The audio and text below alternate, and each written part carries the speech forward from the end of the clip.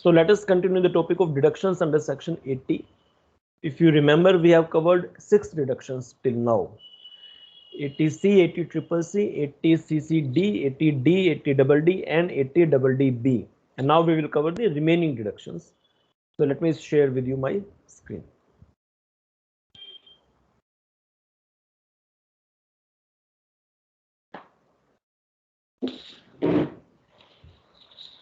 I hope this screen is visible.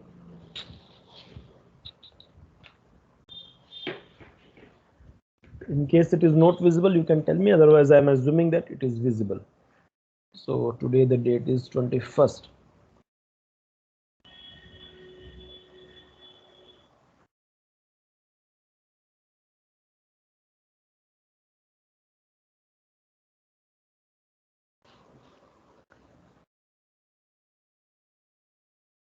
So we are continuing with the topic of deductions under section 80.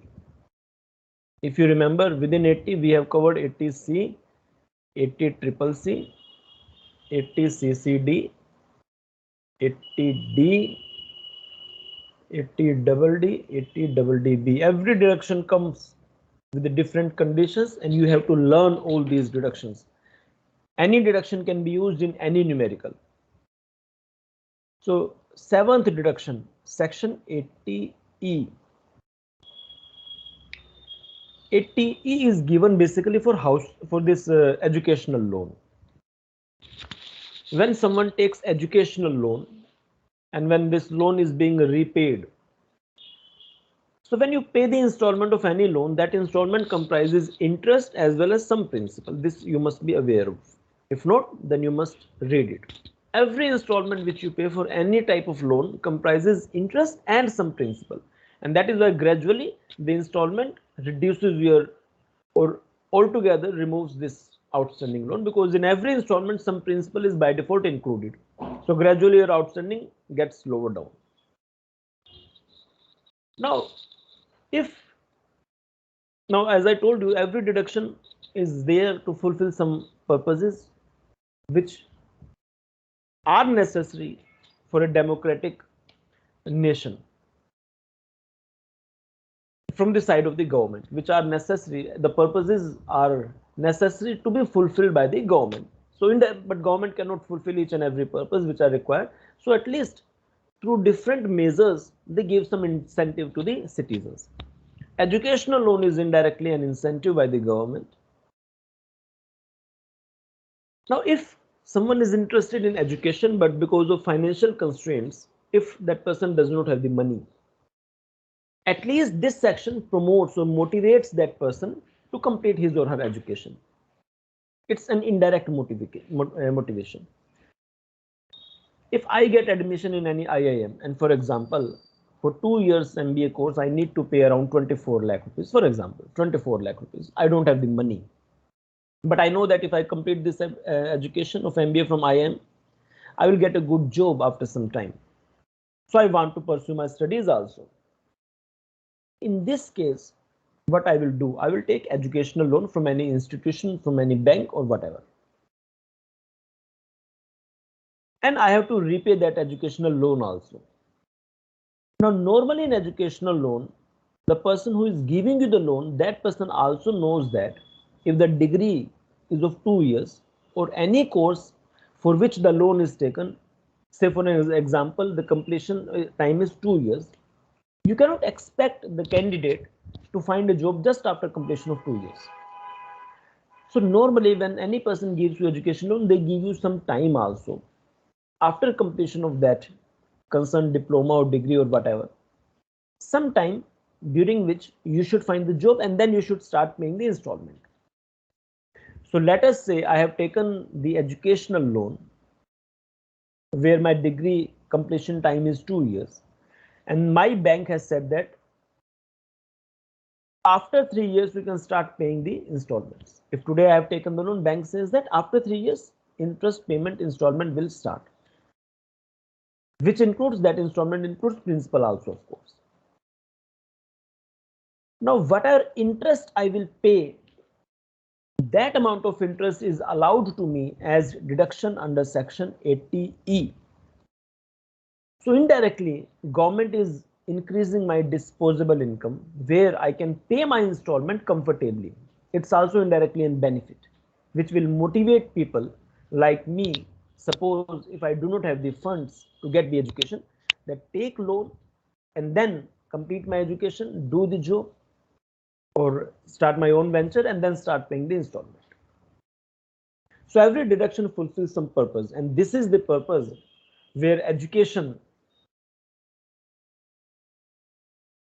will be given the priority. If someone is taking educational loan, just because that person does not have the money, at least some benefit is given by the government through Income Tax Act, where the disposable income of that person will be higher because of this reduction under section 80E. So it is what? It is payment of interest. It is on payment of interest on loan taken for educational purpose.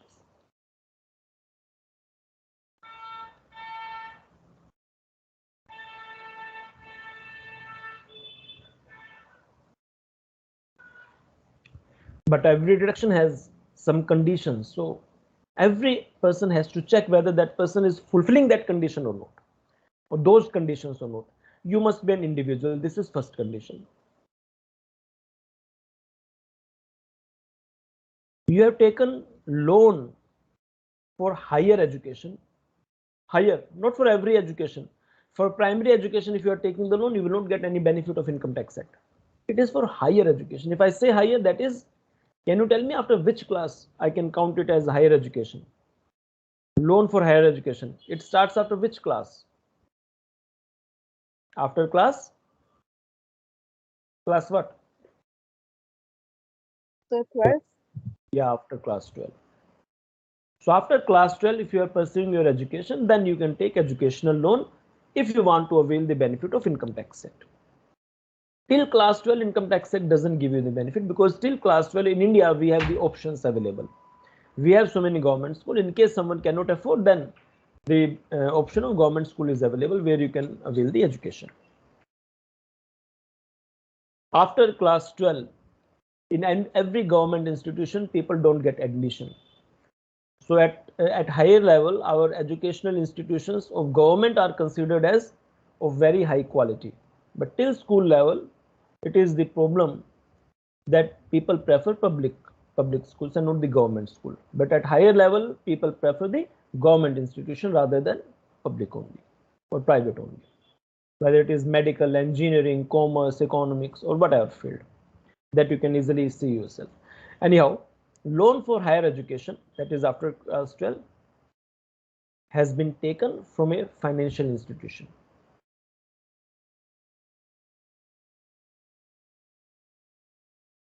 Financial institution is must. If you have taken educational loan from your friend, then you cannot claim any deduction under section 80E, because government wants to promote institutions so that the thing are in picture. Because that taking loan from your friend or from your relative, etc., these are not counted or not counted for the economic purpose, because we do not know how much some person is earning and how much some person is spending. Further, through this uninformed channel or unofficial channels, that rate which you are paying as interest might be higher. So around 50 years ago, 100 years ago, 200 years ago, there was a huge concept of this money lenders, where they were exploiting the people and charging the huge interest rate on the money which they were giving as loan to the people who were not educated, who were illiterate, or when in India there was no such system of formal bank. Still today money lenders exist, but their proportionate or their number has gone down drastically, or it is very less now, because now we have institutions into picture where the people will not be exploited who need money. So the institution charges a nominal interest rate, which is necessary only. But money lenders were charging very high interest rate. That is why at so many places, if you see the legal provisions, that then you will find financial institution, banks, or every that channel of giving loan which has legal backing. Now, loan for higher education has been taken from a financial institution. This is the Second condition, loan must be taken for education.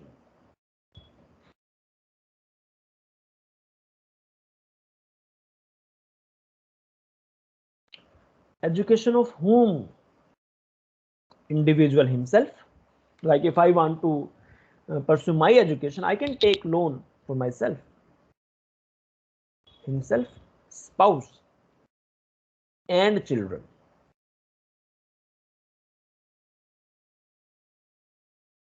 So these people are covered for the purpose of taking loan and if want to avail benefit. Now, how much is the amount of deduction? That is the point. Amount of interest is not interest. Amount of deduction is interest paid. Whatever interest you are paying, that is allowed, irrespective of any limit. If you are paying the interest per year around 3 lakh rupees, 3 lakh is allowed as deduction. 4 lakh rupees interest, 4 lakh is allowed as deduction, but only interest, not the principal. So amount of deduction is interest paid on such loan is allowed as deduction. But there is a time limit also to get this benefit. The time limit is maximum 8 years. Income Tax Act is giving 8 years benefit to you. If your outstanding loan interest payment exceeds 8 years, then the act says maximum 8 years are those during which you will get the benefit. So it motivates people. If their educational loan is of 10 years, it will motivate people to complete the repayment as soon as possible, because people know that maximum 8 years are those during which they can claim the benefit. So out of maximum 8 years, I can say which 8 years? First year will be that in which you start paying the interest. First year is the year in which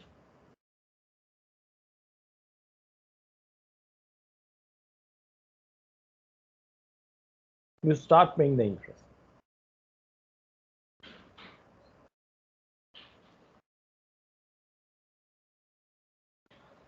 And next 7 subsequent years. Next 7 successive years. So normally educational repayment schedule does not last for even 8 years. The time limit is of repayment might be 7 years, 8 years, 4 years, 5 years. Normally it does not last for more than 8 years, but still that is a separate issue. Under Income Tax Act, maximum till 8 years you can claim the benefit of that interest payment. In case the interest payment exceeds more than 8 years, then Income Tax Act does not give you any benefit. Till 8 years, whatever interest payment is there, that is allowed as deduction. If your interest is over within 5 years, then of course till 5 years you will get the deduction. If I paid the entire amount in 2 years, then in 2 years I can claim the deduction, that's it. So it is maximum 8.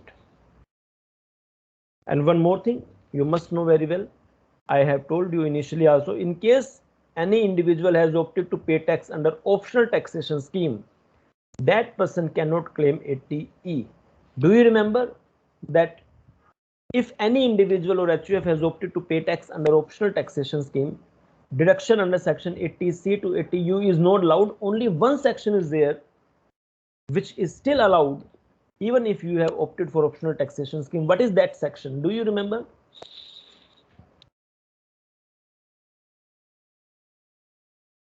Anyone who remembered that section? Deduction under that section, which section 80 is there, in which deduction will still be allowed even if you have opted to pay tax under optional taxation scheme. Which one is that section? Do you remember that section? Sir, is it 80 CCD? Subsection 2 only. 80 CCD subsection 2, not 80 CCD 1, 80 CCD 1B. Only 80 CCD subsection 2 is the section during which you can still claim the deduction even if you have opted to pay tax under optional taxation scheme. Now 80E is over from my side. In case you have any issue, please ask, otherwise raise your hands. Sir? Yes. Sir, is the loan provided only for education, or let's say even for let's say housing or hostel expenses which may be incurred during the course of education?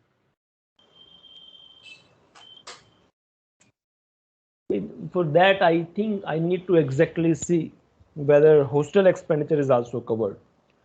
It might be covered or not. Now, answers of such questions, always you should refer the act. So let us open the act. Okay, let me open this act. And then let us see how they define this education.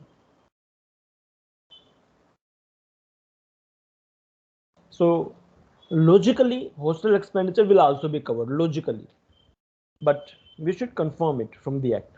So let me share with you the act.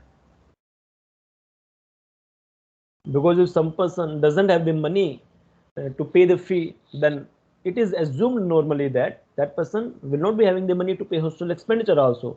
So logically, hostel expenditure will also to be covered. But let us carefully see the act. Let us see the language of the act. Is the website visible? I think yes. Let us open section 80E.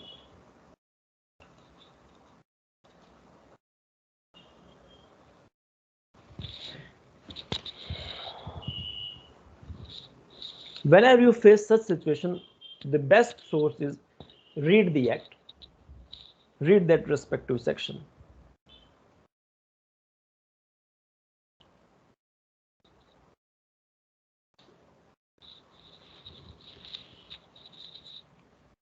So I hope, is this section visible? Yes, sir. So let us see, is there anything which is written specifically regarding hostel or not? Logically, it will be included, because when you take the loan for higher education, so you include hostel expenditure, mess expenditure also. You might not be having single money to pay. So logically it will be included, but let us be very clear whether something is specifically written or not. So what is written is this sentence, which is for the purpose of pursuing is higher education. That's it. So now I should ask a question to myself, what is this higher education?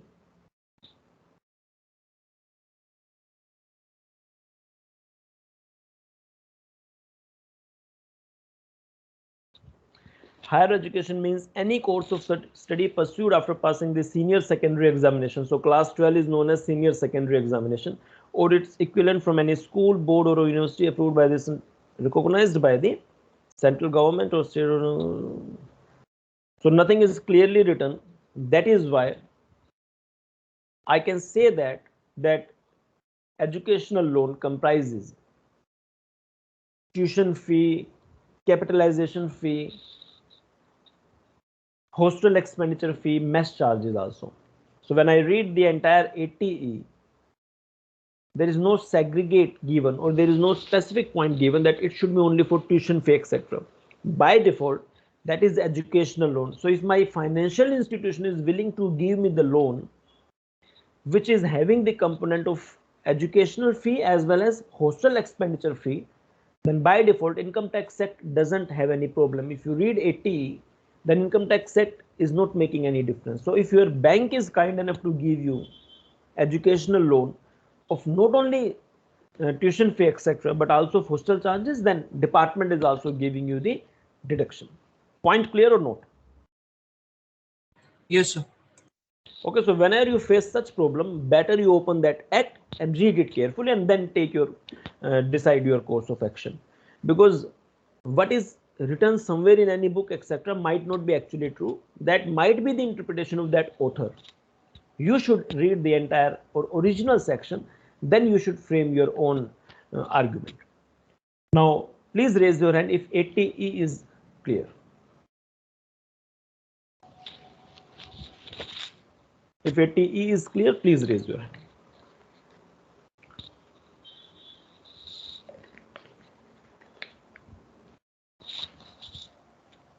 Very good. Now let us start with next section, 80EEA. 80EEA.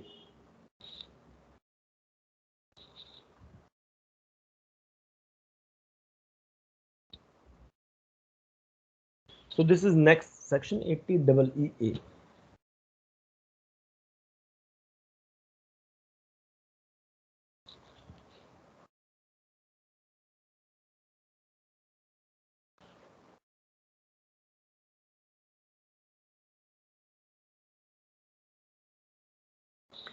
It is also for interest on loan taken, but the loan is different now.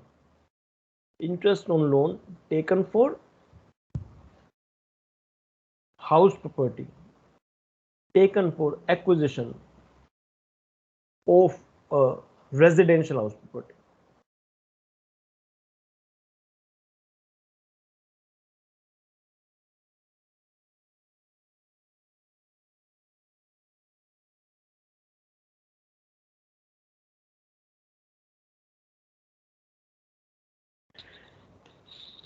Now, before I discuss this with you, you must know one thing. Since we have not yet covered the chapter house property, so you are not at all aware of that. So I need to tell you first about this interest. Whenever you take any interest for any residential property to acquire a property, you get the benefit under two different sections of the Act. When you pay EMI, this EMI is having interest plus principal. I'm not talking about principal. I'm ignoring principal right now. I'm talking only about interest component in that EMI. That amount of interest is allowed as deduction under two different sections. One is section 24 clause B and another is 80 EEA. There are two such sections, 24 clause B and 80 EEA. 24 clause B I am not discussing right now because this is used in the chapter income from house property, which we have not yet discussed. I will discuss 80 EEA now. This is the thing which I wanted to tell you, that any amount of interest on loan which you have taken to acquire a residential property, residential house property, you can take a loan to acquire a commercial house property also, but I am discussing only residential. You must know that 80 EEA talks about only residential. So that amount of interest which you are paying to acquire a residential house property, there are two sections for that, 24 clause B and section 80 EEA. 24 clause B I'm not discussing right now. I'm discussing for the time being 80 EEA. Now what is that? It is basically to give extra benefit to middle class. Conditions: first, you must be an individual. This is first condition. Second, you have taken a loan from a financial institution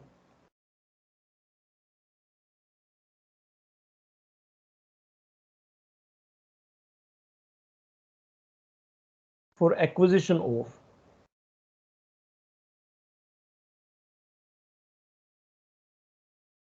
residential house property.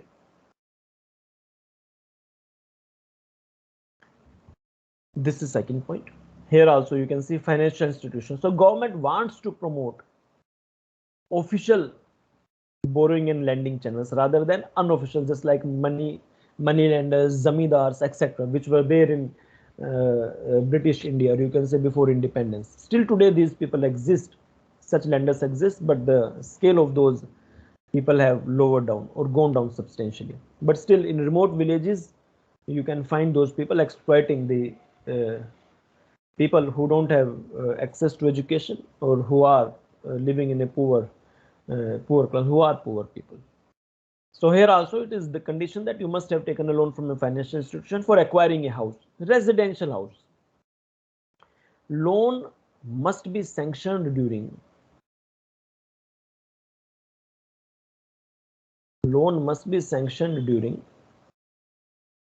2019 to 2021.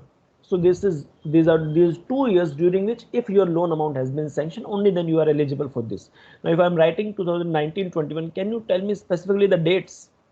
Can you help me in writing the specific dates? If I'm writing 2019-21, what date I should write? Starting from which date? 1st April 2019. Yes, 1st April 2019 till when? 31 March 2021. Yes, very good. It should be during these dates. So government has given these dates. That's it. If your loan has been sanctioned before this date or after, then you are not eligible to claim this deduction. Government has given these 2 years that if your loan amount is sanctioned during this time period, then you are eligible. Now I'm getting loan sanction. Now, when you apply for a loan, if you don't have the money, you will not purchase the house till your bank gives you the check or amount. So what bank normally do, or what institutions do, you apply, you submit your documents, your income proof, income tax returns, PAN card, etc., photo, application form, etc. They take time in processing. They verify the property which you want to purchase, etc. They verify your credentials also, whether you are financially sound enough that you will be in a position to pay back their installment. So when they satisfy themselves, they take around 10 days, 15 days, 20 days, depending upon your case. They give you a letter, and that is known as sanction letter, that this bank, for example, if I apply in SBI, if today I apply, after 10, 20, 25 days, SBI will offer me a letter that this is sanction letter, your loan amount has been sanctioned, and you are given three months or 4 months to purchase the house. So when they give me the sanction letter, then I will search for house property. If I finalize, I will give to the bank. Then it intimation that I have finalized this house. Now you give me the amount. So that is the benefit of sanction letter. Because until and unless bank, if I don't have the money, until and unless my lender give me the sanction letter, how will I go for purchasing a house? Because I don't have the money. So first, always what happens when anyone goes for loan to purchase the house, they apply and they get this sanction letter. In sanction letter, you will be given some time to purchase the house, during which you finalize the house and purchase it. And check is directly given to the buyer, or sorry, to the seller, the person who is selling the house. So this is what loan must be sanctioned. It's not that the date when loan has been given to me. No, it is the date during which loan has been sanctioned for me. So giving actual loan date and sanction is totally different. Sanction is before the date of giving the loan. And next point, the stamp duty value of the house.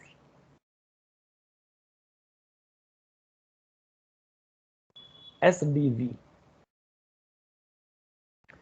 of this residential house property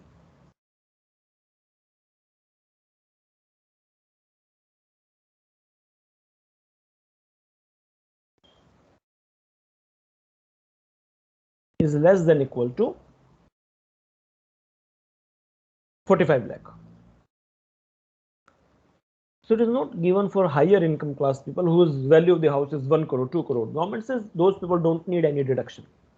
It is for lower middle class, or in fact you can say middle class, that your stamp duty value must not exceed 45 lakh. Can you tell me what is this stamp duty value? Anyone who can explain what is this stamp duty value logically, if they know what is this stamp duty value? Taxes which are paid to the state on registration of the property. Yes. So it is the tax, property, not property tax, I should say, it is stamp duty. The tax is stamp duty which you pay to the state government when you register the property in your name. If I am having a house, then it is in my name. If today I sell this house, another person will become the owner, but that person cannot be the legal owner until and unless that person, or I, depends upon our terms and condition, until and unless the stamp duty is paid to the Delhi government. Now please raise your hand. Have you ever seen the document of that stamp duty? Have you ever seen any sale deed? Please raise your hand if you have seen any sale deed, or you can say registry, which you say that is registry. Yes, other than 3, 4. Others who have seen the registered document, 5. Others? Okay, so let me show you. Let me show you the sample of that sale deed. Let me show you a sample of sale deed.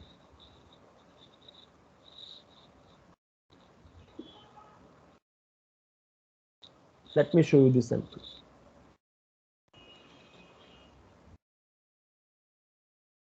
so that you can get an idea that what this stamp duty is actually.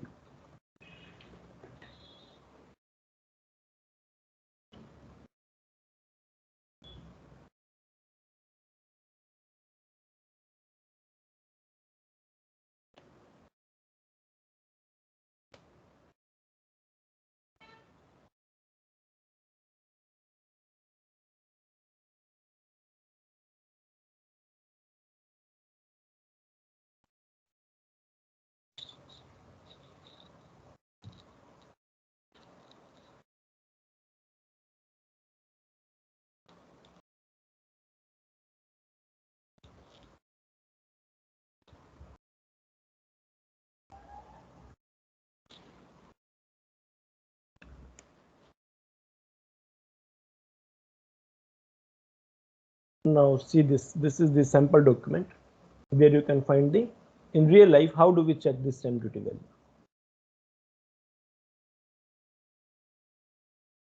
I hope you can see this file. So it is the stamp paper. Government of National Capital of Territory is stamp.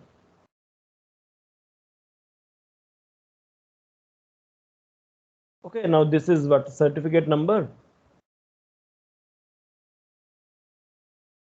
And purchased by, so some one party was the owner. You can see the name, the person who has purchased it. It is the property at which place? Delhi.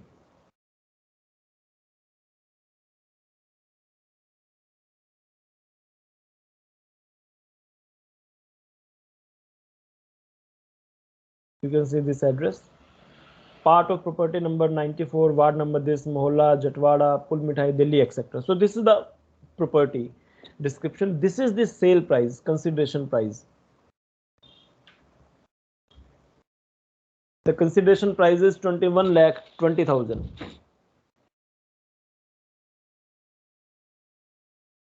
Now this is the actual sale price, which is 21,20,000.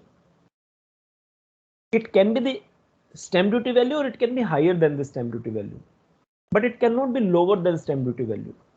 In every state, there is the office of sub-registrar office, and the officer who is sitting is sub-registrar. So that person is the person who will register the properties. So just like in courtroom where judge sits and you have defense lawyer and you have prosecution lawyer, there are two people. Here also, just like just this sub-registrar, this officer will sit, and you have buyer as well as seller. So that person checks that the buyer has sold this property to the seller and seller has received the amount. At what rate you can sell, it is your choice. But what you cannot do in real life, you can sell it at a rate. As a seller, I can sell my property at very less rate, at even 100 rupees. Government says we have no issue. But if the buyer wants to register that property in his or her name, then we will not register that property for rupees 100. They will then collect the charge, the stamp duty on the value which is in their records. So your actual sale value can be anything, but if you want to register the property, then your actual sale value cannot be less than the value which is stamp duty value. Why I am saying stamp duty value? It is not official language stamp duty value. It is a simplified language. Practically, it is the value at which your property is assessed, or the rate at which you are paying stamp duty to the government. Now here, if consideration price is 21,20,000, here you can see stamp duty amount. This is 1,06,000. So if you compute the percentage, it is what? 106 divided by 2120,000 into 100. 5% is the stamp duty. I can say that 5% is the stamp duty.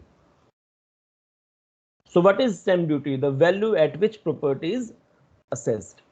In my example, I am assuming that, because normally in very less situations we will find that the people will register the property at more than the stamp duty value. Everyone wants to save the taxes, but there are some people who want to evade the taxes. Saving is my right, there is no problem, but evasion or avoidance is not correct, where I want to deliberately avoid the taxes. So if my actual sale is higher than the stamp duty value, the value which is in the records, what people normally do, since they don't have the option to register the property at less than the stamp duty value, they don't show the actual sale value. They say they show the same stamp duty value. So on this assumption, what I am assuming is that if this is the consideration price, this is my assumption that this is the price which is in the official record, and at this value itself, the buyer has purchased the property. In reality, it can be different. The actual buying price is much more than this stamp duty value, but for simplicity, I simply wanted to show you the document of sale deed from where I can take the stamp duty value. So I'm assuming that this is the stamp duty value. This is the value below which you cannot register your property in the official record. So if you want to become the owner, you have to pay stamp duty value on the value which is in the official record. So this is the stamp duty value. On this I am paying 5% as stamp duty. So these are the examples. This first person is the seller and these two are buyer, one male and one female.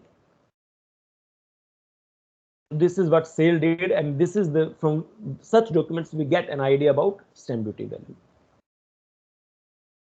You can see the buyer 50% owner is female, okay, and 50% owner is male. In Delhi, normally what is happening, male pays higher stamp duty, female pays less stamp duty. Normally in most of the states you will find that the stamp duty is less in case of female, because government wants to make sure that ladies have some surety or security of at least a house. So when they have less percentage of stamp duty, it motivates so many people to register the property in the name of daughters or daughter-in-laws, whatever is the different situation. As you can see here in Delhi, it is the case that if you register the property in the name of male, 6% is the stamp duty. As you can see here, 6%. And if you register the property in the name of female, then it is 4%, 2% less. So average is what? When you register the property for male plus female, the average becomes 4 plus 6 divided by 2, 5%. In Delhi, this is the case that male stamp duty percentage is high as compared to female. So that is only because of one thing that government wants, not Delhi government. You will find it in many states, that at least ladies have their own house. So it motivates people to register the property in the name of daughter-in-law. After marriage, so many times, in the initial years, there might be some families who are not willing to register the properties in the name of daughter-in-law. But it depends upon trust or their thinking also.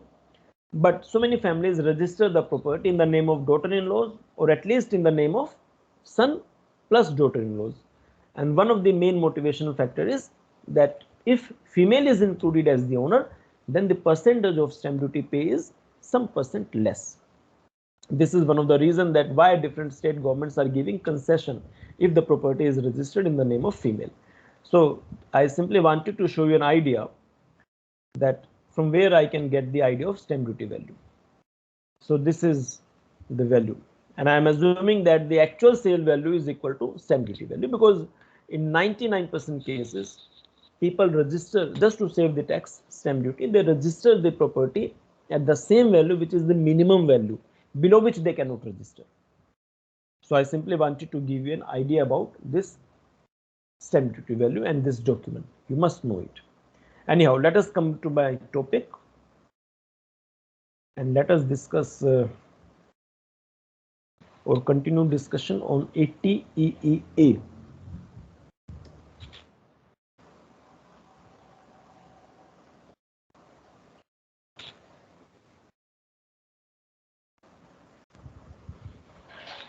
So the stamp duty value of this residential house must be less than 45 lakh or equal to at least 5 lakh, not at least maximum 45 lakh. So stamp duty value now is the value at which your property is assessed for the purpose of payment of stamp duty to the state government. And last point, on the date of sanction of loan, that individual does not own any residential house.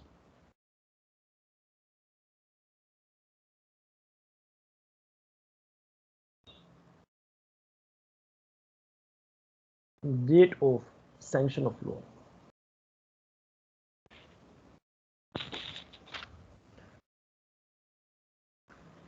Because it is basically for middle class. If you are already the owner of any residential house, then you cannot claim any deduction. Basic necessities of human life is food, shelter, and cloth. Shelter is one of the basic necessities. This deduction at least motivates people who are living in a rented accommodation, who don't have their house. At least it motivates people to have their own houses. If they are in a position to pay the rent, at least such sections motivate people to take some loan, give some extra amount as installment rather than paying the rent, and at least they will be having their own houses. So on the date of sanction of loan, you must not be having any other residential loans. If yes, then don't ask for this deduction of 80 EEA. Now, how much is the amount of deduction? Interest payable. All deductions are, everything is related to 1 year.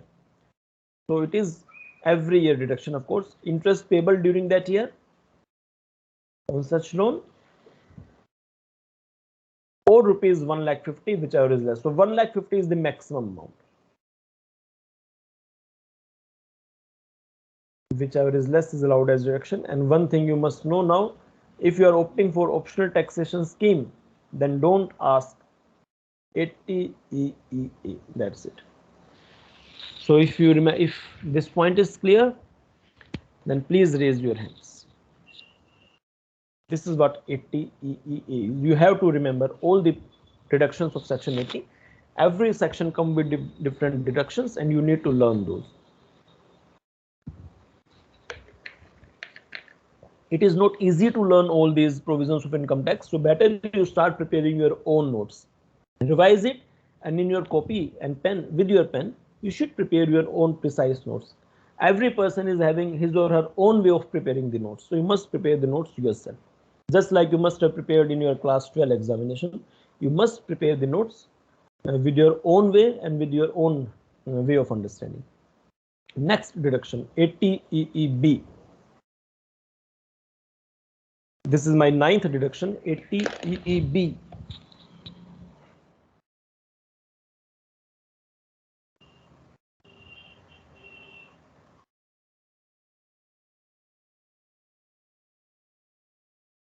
Section 80 EEB.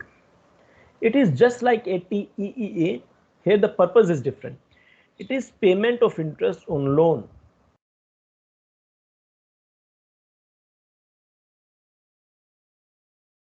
taken for purchase of electrical vehicle.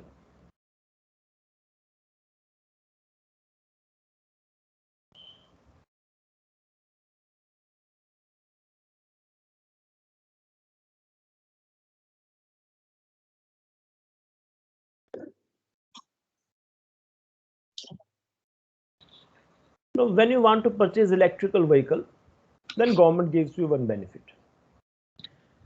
because the future is not on petrol and diesel.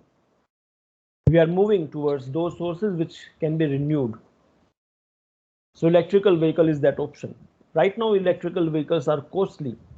That is why government has come with some incentive also. The condition is you must be an individual.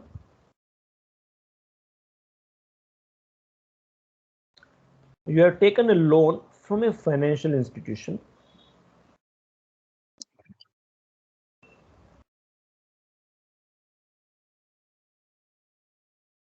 to purchase an electrical vehicle.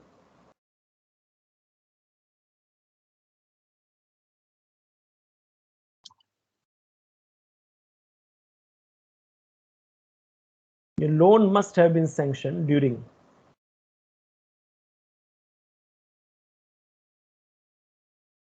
(19 to 23). So we have 4 years for the time being.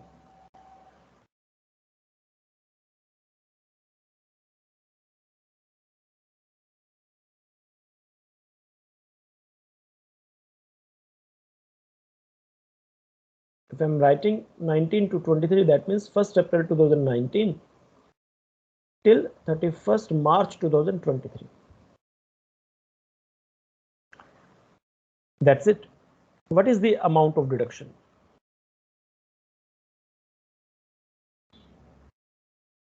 Interest payable. Here also same ceiling on such loan, or 1,50,000, whichever is less.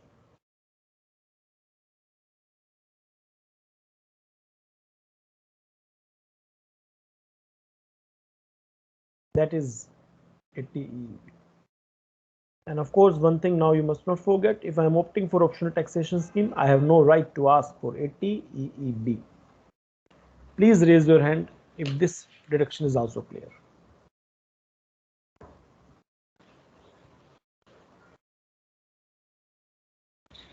ATEEB, if clear, please raise your hands.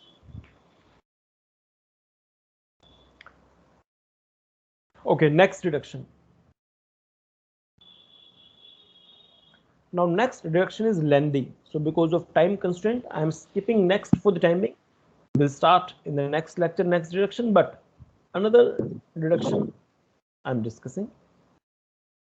So for the time being, next in sequence is 80G, very important, relevant, and little bit lengthy. So that I will discuss with you later on, but next to next is 80G. Let me give you a brief idea about 80G.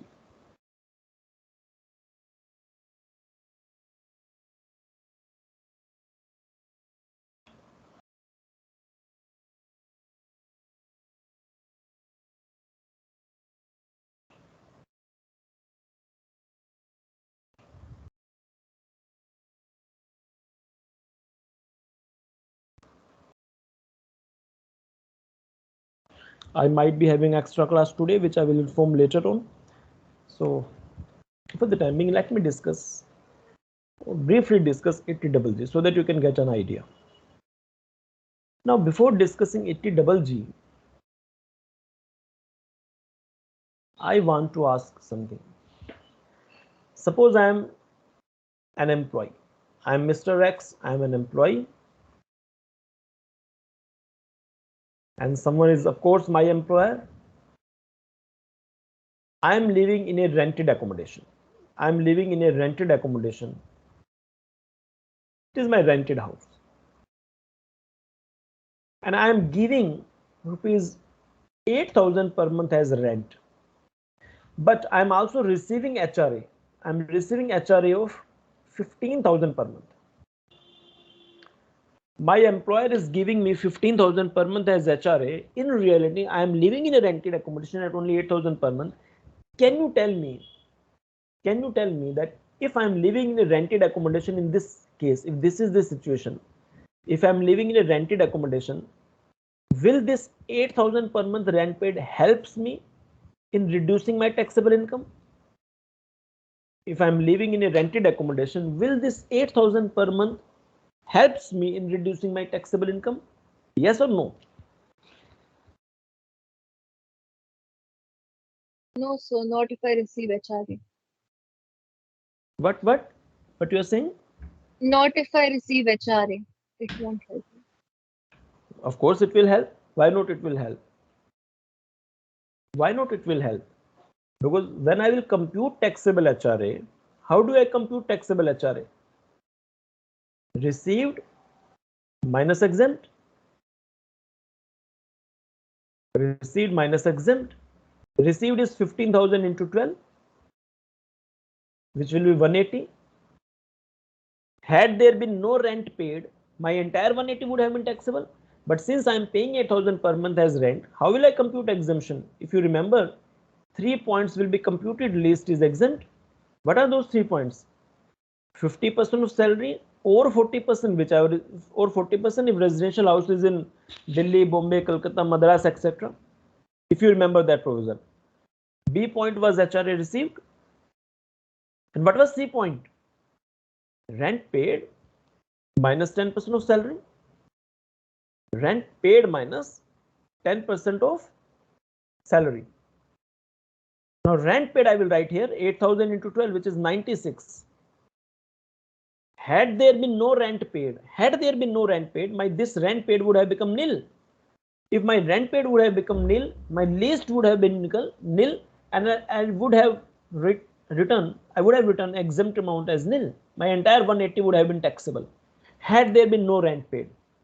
Just because I am paying the rent, it will help me because my C point will not be nil now.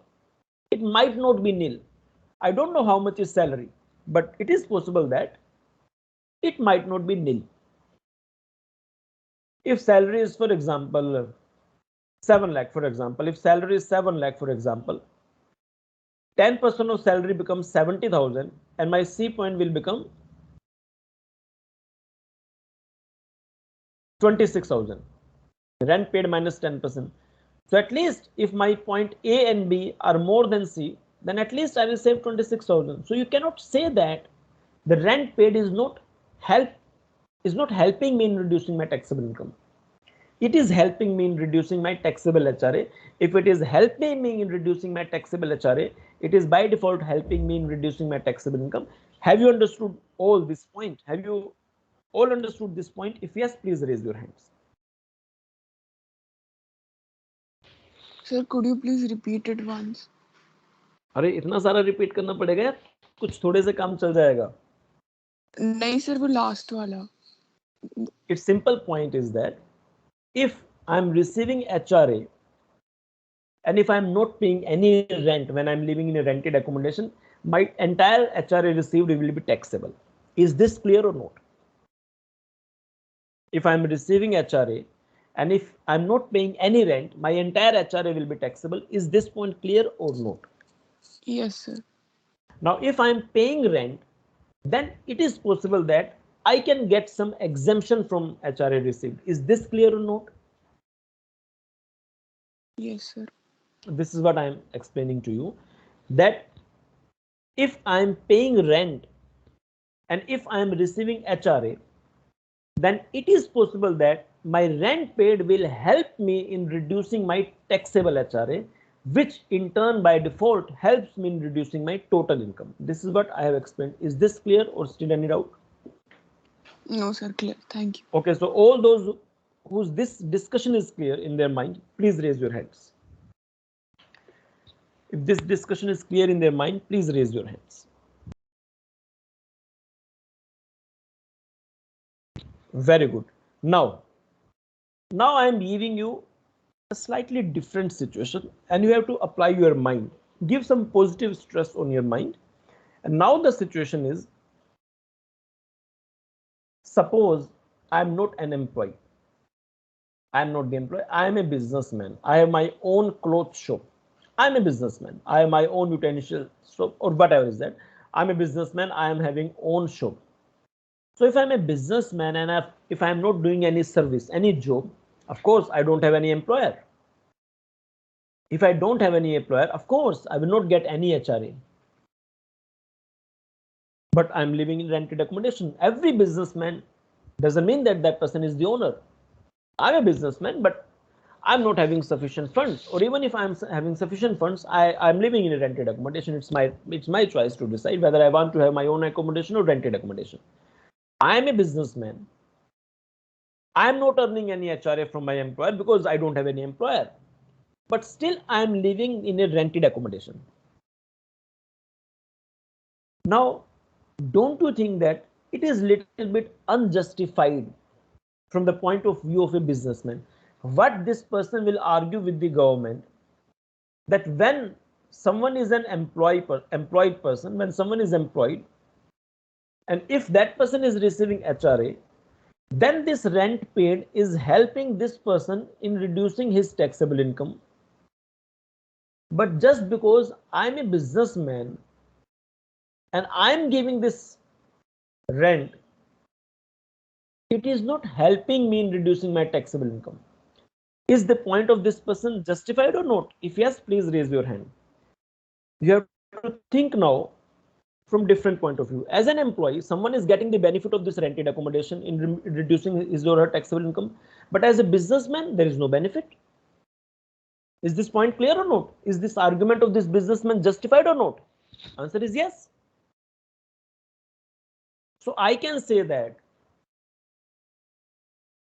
if someone is not receiving HRA but paying rent, that person is at a loss as compared to the person who is paying rent but receiving HRA. Listen, when someone is living in a rented accommodation and not paying the rent, is losing some tax benefit as compared to the person who is paying rent but receiving HRA. If you have understood this point, please raise your hands. The person who is paying rent and receiving HRA is at better level as compared to taxation.